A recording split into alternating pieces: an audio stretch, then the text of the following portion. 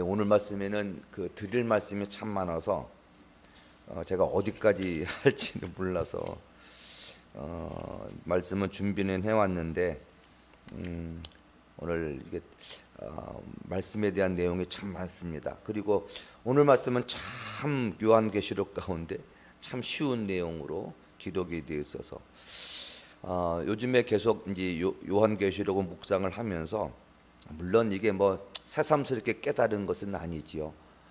우리 예수를 믿는 사람들은 시작과 끝, 우리 종말론적 세계관을 갖고 살아가는 사람들이잖아요. 이거는 순환론적 사고 방식을 가진 사람과 다르고 끝이 없다고 하는 사람들과의 사고가 참 다르죠. 분명히 끝이 있는데 끝이 있다는 생각을 하면서 살다 보니 이 세상을 바라보는 시각이나 관점들이 많이 달라 보이긴 해요.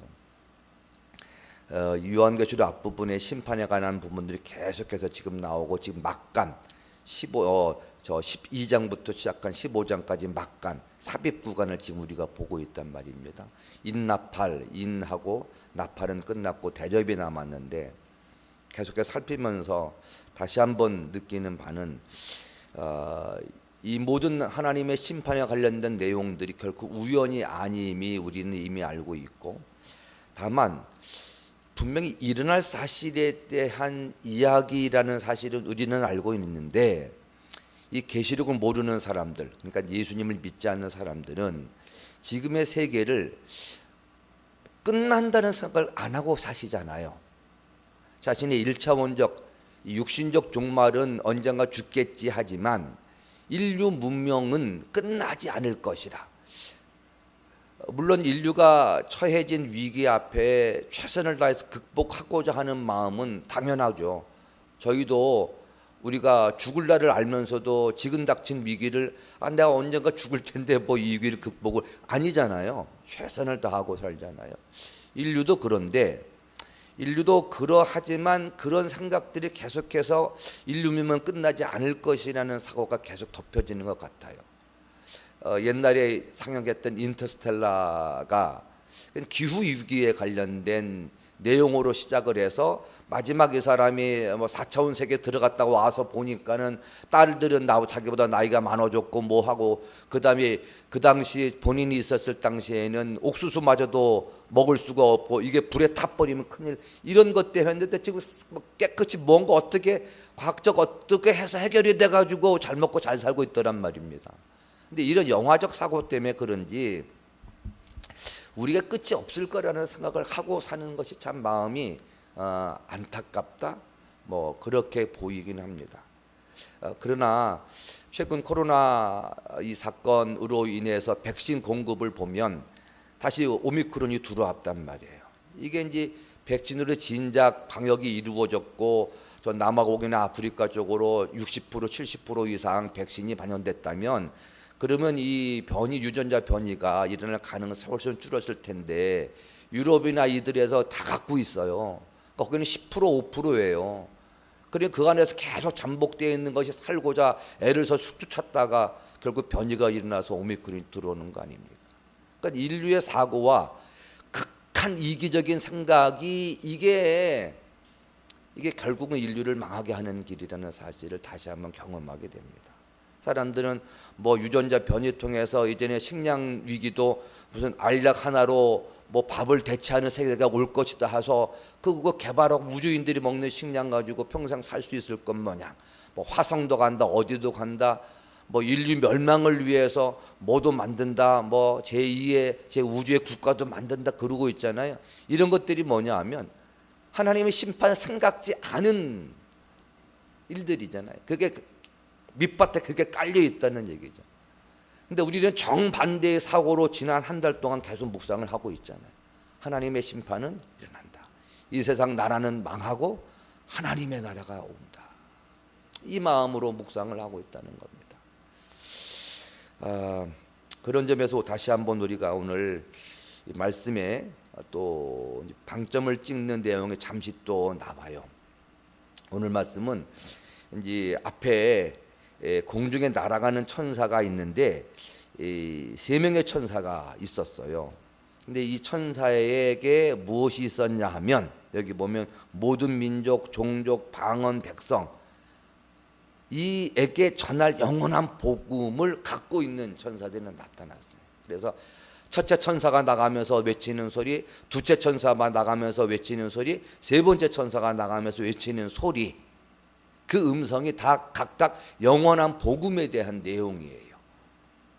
근데 이 영원한 복음은 그 앞에 있는 우리가 소위 상식적으로 생각하고 있는 복음, 예수 그리스도께서 우리를 위해 죽으시고 장사 지낸 바 되었다가 부활하시고 이것과 달리 이 영원한 복음은 인류 멸망, 심판에 대한 멸망에 대한 복음의 내용들이 세계가 쭉 나오고 있어요. 근데 첫 번째로 살펴보시면 7절이죠. 큰 음성으로 이르되 하나님을 두려워하며 하면서 심판의 시간이 이르렀음이니라. 심판이 다가오고 있다는 거죠. 물론 우리에게 있어서 심판이라는 것은 예수님의 재림 때부터 시작한 심판이에요. 그래서 예수님 당시 이후에 그리고 사도 바울 때까지 말해도 임박한 종말, 당장 코앞에 닥칠 종말에 대해서 깊이 생각을 했단 말입니다. 근데 그런 때는 아니고 이미 하나님의 심판이 이미 시작이 되었고 예수님 초림 때부터 언젠가는 알 수는 없지만 우리는 그것이 2000년이 지났고 앞으로 3000년이 지날지 4000년이 지날지를 알 수는 없는데 우리 인류가 계산하는 시간은 1년이라도 저도 이제 60이 넘어가니까 이 뇌가 참 어리석게도 젊을 때는 시간이 안 간다 생각했는데 똑같은 뇌인데도 60이 되니까 시간이 엄청 빠르게 지나간 처럼 확 느껴져요. 하루하루 다르게 느껴지고 일주일도 엄청 빠르고요. 한 달도 왜 이렇게 빨리 지나가는지는 모르겠어요. 젊을 때나 지금이나 24시간은 똑같은데 지금 그렇게 느껴지더라고요. 그런데 여기서 말하는 이 심판의 시간이 이거는 인류가 생각하는 우리들이 생각하는 시간이 굉장히 느린 것 같기도 하고 그래요. 1000년, 얼마나 길어요. 100년도 길죠. 그런데 하나님의 시간은 1000년이 하루 같잖아요. 하나님은 아무것도 아닌 거거든요. 1000년이나 만년이나 억만년이나 그 1초만큼도 생각지도 아니하셔요, 하나님은. 근데 우리는 그게 심판의 시간이 이르렀다라고 하니까 아직도 지금 2000년이 지나도 아무 소식이 없고 지금의 상황으로 보면 소위 너희들이 믿는 요한계시를 내가 믿는다 치자. 이런 상황들이 많이 왔지만 아직은 아니다라고 생각할 만해요. 하지만 하나님의 때는 아직은 아니라고 생각할 만한 때에 임하셔요. 인류가 이렇게 가다 보면 지금부터 어한 때가 갔을 때도 그들은 우리 이후에 여기 앉아 계신 모든 사람들 이후에 사람들은 여전히 아직은 요한계시를 믿는다 치자 그때도 이런 말을 하면서 이거 아직은 아니다라고 생각할 수 있을 거 아니에요. 지금도 우리 똑같은 거예요. 지금도 아직은 아니다라고 생각을 하고 있을지 모르는 때에 주님은 오셔요. 근데 심판의 때가 다가오고 있다. 우리는 이 사고와 이 생각을 항상 갖고 믿음의 삶을 살아야 되는데 이것이 나중에 이제 13절에 가면 이 말씀을 보면 저도 막 감동이 일어나는데 울컥한 생각이 막 나요. 13절 가면 그래서 그런 생각을 이제 갖고 있는 것 이것 자체가 이미 복음이라고 하는 내용 속에 포함이 되어 있어요. 그리스도의 복음은 심판의 내용이 포함이 되어 있습니다. 두 번째로 뭡니까? 다른 천사 둘째가 이제 또 말하죠. 무너졌도다 큰 성 바벨론이요. 아직 이 바벨론은 아직 안 무너졌어요. 18장 가만 무너져요. 이 18장이 진짜 이 바벨론 심판에 대한 멸망이고 이 14장 8절 이 12장과 15장에 있는 지금 인납할 대접 심판 끝나고 대접 심판이 오기까지 이 중간에 있는 막간 삽입 구간에 있는 내용은 아직 심판의 내용 결정적 그러니까 소위 말하면 파이널 그 심판의 내용이 아니에요. 그런데도 불구하고 18장에 있어 나오게 될 바벨론 심판에 대해서 큰 성 바벨론이여라고 얘기하고 있단 말이에요. 그것도 한 절 딱 하고 지나가요. 이게 어떤 의미에서 그러냐 하면 이제 바벨론 심판은 정해져 있는 거예요. 그러니까 확실히 정해져 있는 거예요. 이 표현이 확실히 무너졌는데 아직은 안 무너진 거예요. 하지만 그 무너짐이 확실할 때, 자주 쓰는 표현이잖아요.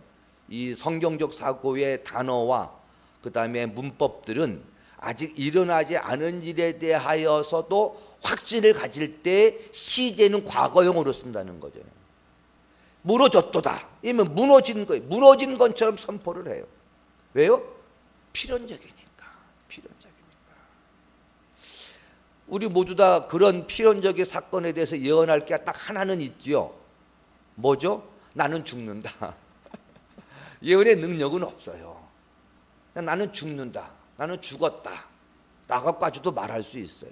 왜냐하면 저의 육신의 죽음은 필연적이기 때문에, 그 사실은 정확하고 반드시 일어날 일이기 때문에 나는 죽었다라고 제가 스스로 말할 수도 있어요. 그만큼 확실한 거거든요. 그런데 이 요한계시록의 순서로, 기록 순서로 보아서도 요한은 이 부분에 가서 무너졌도다라고 과거형을 쓰는 이유는 바벨론의 패망은 필연적이었거든요. 지금 미국인이 중국인이 1강 2강 다투고 있고 뭐 G7, G8, 뭐 G20 뭐 이거 뭐 이런 말하면 참 이제 나이가 얼마나 됐다고 그런 얘기를 하나 싶지만 다 끝납니다. 근데 이런 게 우리가 간혹간혹 요한계시록 성경을 우리가 아침마다 새벽마다 이렇게 묵상을 하는 것은 참 우리 신앙생활에 균형을 갖게 해줘요. 우리가 앞에 부분만 묵상하라고 막 그러잖아요.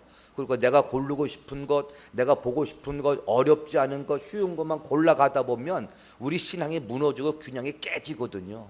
그런데 이렇게 한 번씩 돌아가면서 뭐 아직 그래요. 뭐 진짜로 아직 오지 않았다고 우리가 내가 믿는다고 쳐도 그렇게 생각할 만할 때쯤 돼서 이 요한계시를 읽다 보면 우리의 믿음이 내가 이렇게 살면 안 되는구나 하는 생각을 다시 한번 하게 되죠. 여러분, 죽음도 필연적이듯이 이 땅의 심판은 필연적입니다. 이 사실과 이 믿음을 갖고 사셔야 돼요. 세 번째로 빨리 지나가겠습니다. 세 번째 천사가 따르죠. 그의 경배하고 이마에 손의 표를 받으니 하면서, 자, 지금 이 세 번째 천사에 대한 내용은 좀 깁니다. 앞에는 한 절로 끝냈어요. 근데 이제 세 번째 천사가 전해주는 영원한 복음의 내용은 좀 길어요. 여기에는 딱 두 가지 종류의 사람이 나와요. 짐승의 표를 받은 사람과 그 다음에 그 이름표를 받지 않은, 그러니까 성도와의 그 두 종류의 인간이 나와요. 한 종류의 인간은 짐승의 표를 받은 자, 즉 그리스도를 믿지 않은 자, 끝까지 믿지 않은 자, 그가 당할 심판의 내용은 영원한 불못이에요.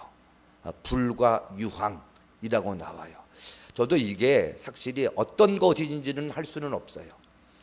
요한계시록의 저자인 요한이나 성경의 모든 저자가 이 지옥에 대한 묘사를 불로 묘사를 하고 있는데, 이게 과연 지옥이 불이냐, 이거는 알 수는 없어요. 어떤 불인지. 다만 당대나 지금도 마찬가지예요. 사람이 가장 끔찍하게 죽는 죽음이 무엇으로 인해서 죽는 죽음이 고통스러울까요? 이 불에 타 죽는 거. 저는 이제 실제로 그 화재 현장에서 불에 타서 눈만 껌뻑이는 그거를 유튜브에 이렇게 보면 나와요. 깜찍한데 생명은 붙어 있어요. 근데 이게 고통스러운 거, 이게 이루 말할 수 없는 것이 눈 하나만 봐도 느낄 수가 있어요. 아마 당시나 이 불에 타 죽는 죽음이 가장 끔찍한 고통일 거라고 생각을 해서 상정한 지옥에 대한 이미지가 불못인 거예요. 근데 어떤 건지는 모르겠어요.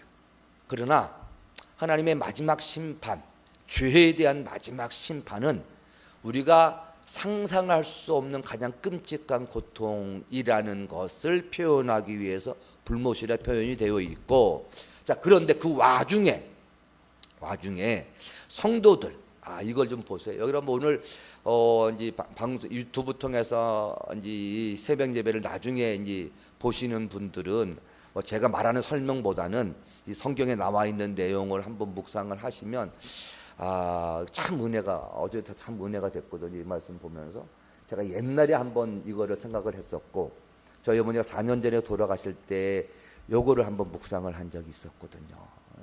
참 마음에 울컥하기도 하고 내가 지금까지 어떻게 살아왔는지 어떻게 인생을 마쳐야 되는지를 요 말씀이 참 저에게 위로가 됐고 돌아가실 어머니 이미 확실히 되었고 언제 돌아갈지 이제 뭐 호스피스 병원에 계속 계시면서 근데 사실 그 생각을 하고 난 지 20일 만에 돌아가셨거든요. 죽음이 빨리 오더라고요. 그러니까 오늘의 모습이 전혀 내일 당장 돌아가실 것 같지 않았거든요. 항상 엄마 보고 왔는데 1시간 만에 사람 죽음이라는 게 그렇더라고요. 그런데 위로가 되는 게 일단 지나갑시다. 지나고 13절만 하십시다. 내가 들으니 하늘에서 음성이 나서 이르되 기록하라. 기록하라. 그 앞에는 음성으로만 하고 술이 치고 빠졌어요. 근데 요거는 기록을 하래요. 기록하라. 지금 이후로 주 안에서 죽는 자들은 복이 있도다. 이 구절이 제가 생각이 참 나서 참 죽겠네요. 하심에 성령이 이르시되 그러하다. 그들이 수고를 그치고 쉬리니 이는 그들이 행한 일이 따름이라 하시더라.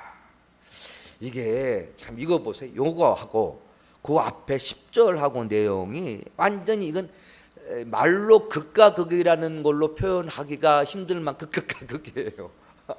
극과 극이에요. 주 안에서 죽는 자들은 복이 있도다. 이 와중에 그리스도인들이 고난 가운데 혹은 혹독한 환난과 핍박으로 인해서 죽는 사람들이 생겨요. 소위 그걸 보고 우리는 순교라고 하죠. 순교라고 하죠. 근데 지금도 마찬가지예요. 지금 우리가 죽는다고 해서 순교는 아닐지언정 우리는 어떤 말 속에 포함이 되냐 하면 주 안에서 죽은 자들 속에는 포함이 돼요. 순교는 특별히 그런 때 정해진 사람이나 그러고 기독교의 그 신학은 순교를 강조하지는 않아요. 그 철로역정을 썼던 갑자기 또 생각이 안 납니다. 존 버녀는 피할 수 있으면 피하라 그렇게 감옥에서 편지 쓸 때 그분이 감옥에서 나올 때 엄청 많은 양의 그 저작글을 가지고 나와요. 그 중에 한 권 가운데 피할 수 있으면 피하라. 존 버녀이 감옥에서 쓴 글이에요. 강조를 하진 않아요. 그러나 그것 외에 주 안에서 죽는 죽음을 우리가 맞이해야 돼요. 이거는 어김없이 강조를 해야 되는데 이때 일어나는 일이 복이 있대요. 어떤 복이 있을까요? 보세요.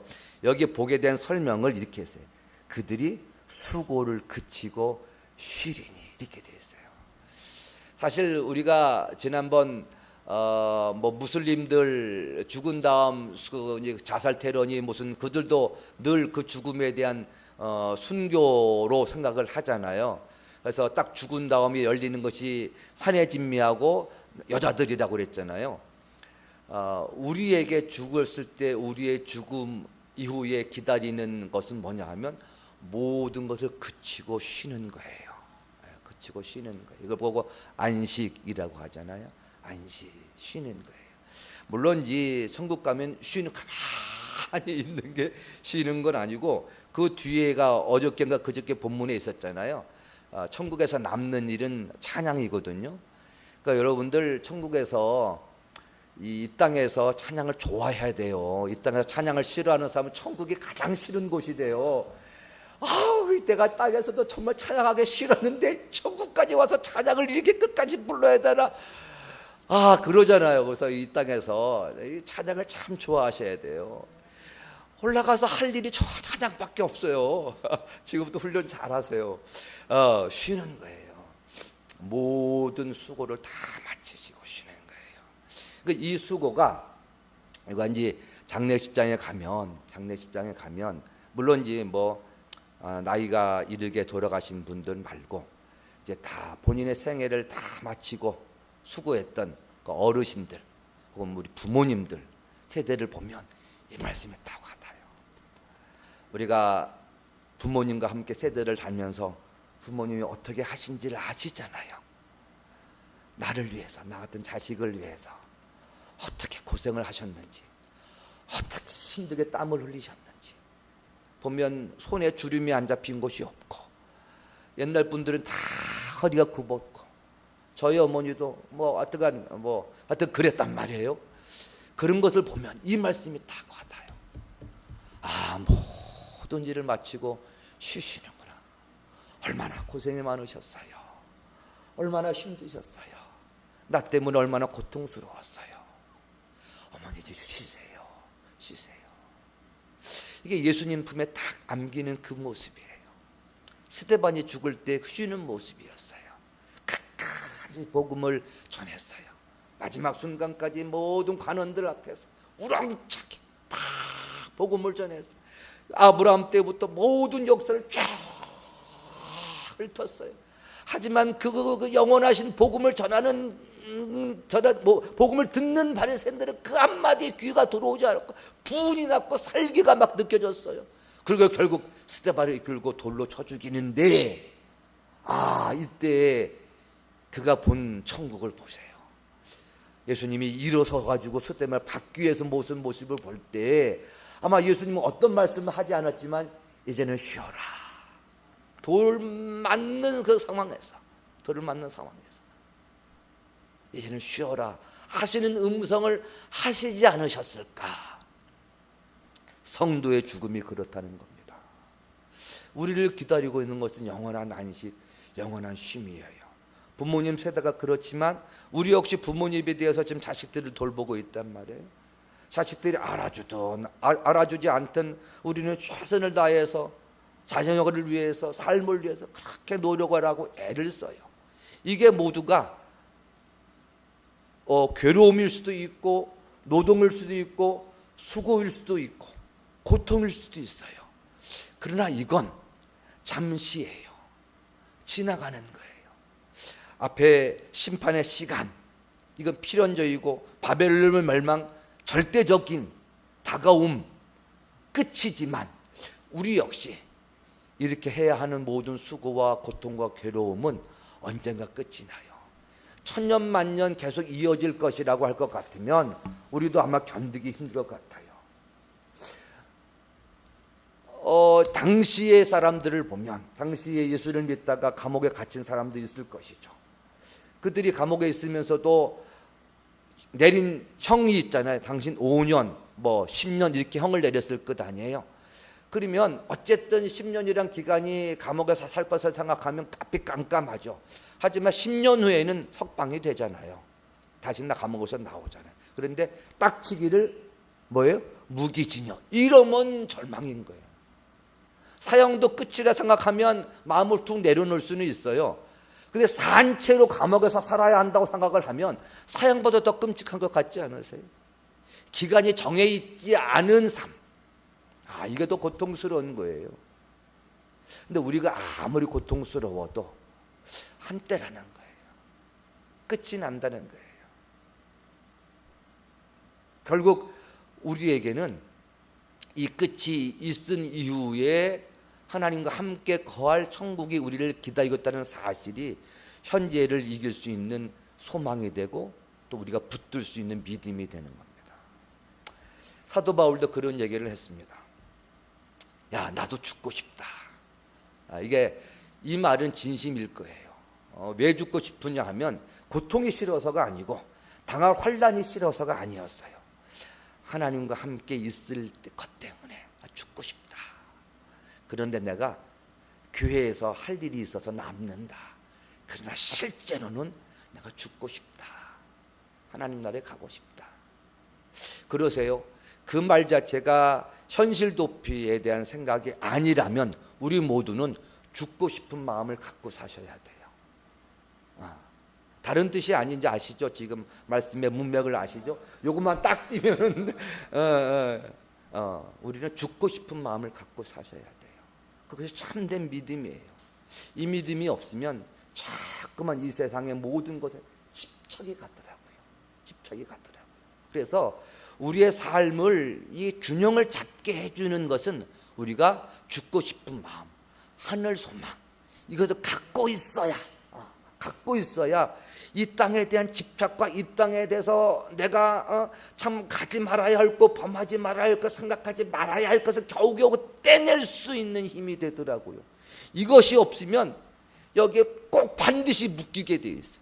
반드시 묶이게 돼 있어요. 그런 점에서 오늘 계시록의 이 말씀, 영원한 소망을 두고 때가 있다는 사실을 우리가 기억을 하면서 살아갈 때 오늘의 삶을 그래서 최선을 다하면서도 묶이지 않는 삶을 살 수가 있다는 사실을 기억하시면서 오늘 종말의 때를 다시 한번 기억하시는 오늘 하루의 삶이 되시기를 주님의 이름으로 간절히 부탁을 드리겠습니다. 기도하겠습니다. 거룩하신 하나님 아버지, 참 감사합니다. 이 시간 다시 한번 해이해진 우리의 종말 신앙을 다시 불일듯 일으켜 주심을 감사합니다. 우리는 이 세상의 삶이 너무도 재미있습니다. 볼거리도 많고 즐길거리도 많고 얼마나 좋은 옷들이 많이 나오고 얼마나 좋은 집들이 많이 나오고 얼마나 맛있는 음식들이 많이 나오는지 모릅니다. 그래서 우리는 자꾸 그것을 쫓아가며 그것을 추구합니다. 좀 더 편하고 좀 더 즐길 수 있는 그 생각이 우리 마음을 지배하면서 다가옵니다. 그러나 마침 우리는 이 말씀을 봅니다. 이 말씀을 묵상해 봅니다. 종말이 있음을, 하나님의 때가 있음을, 심판이 있음을, 주님, 우리를 이 말씀을 다시 깊게 묵상을 하여서 소망 두지 말아야 이 땅에 소망 둘 것에 대해서 진짜 소망을 둘 것이지 다 없어질 것에 대하여서 어리석게도 우리의 마음이 빼앗기지 아니하도록 우리를 불쌍히 여겨주시고 다시 한번 종말 신앙으로 우리의 믿음을 무장시켜 주시옵소서. 예수님의 이름으로 기도 올리옵나이다. 아멘.